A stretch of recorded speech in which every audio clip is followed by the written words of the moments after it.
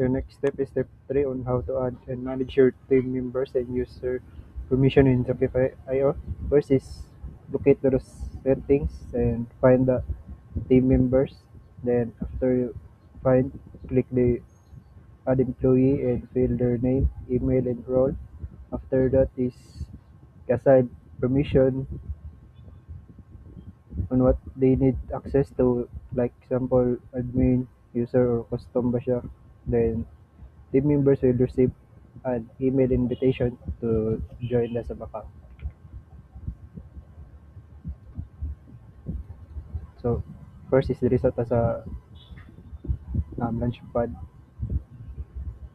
then locate mo sa settings, then pangitaon ninyo ang so dili di siya team members na sa may staff di siya,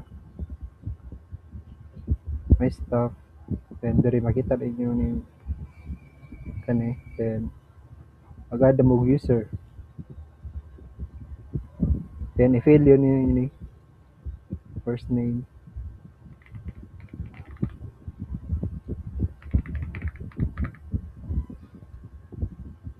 then email.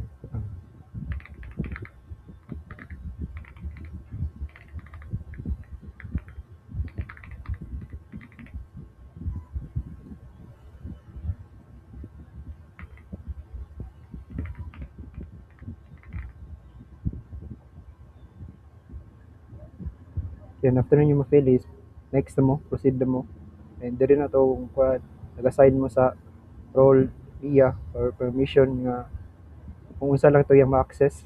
So makita nimo diri kung sa AI agent pwede pag-check man tanan kung unsa lang yung ma-access diri sa audit kanit tanan sa calendars, blog, automation, kung kani kung i-view ba niya, kung maka-view or dili diri sa account settings, diri ka muna bahala.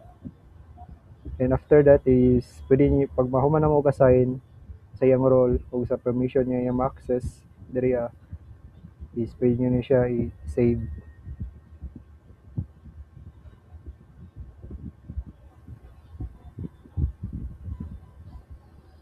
Then tanaw na tong email, tong Gmail na tong ibutang.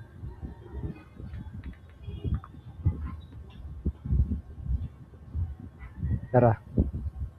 So mo ni gi-invite si kani nga email na tong gibutang. So example ni siya kung gusto.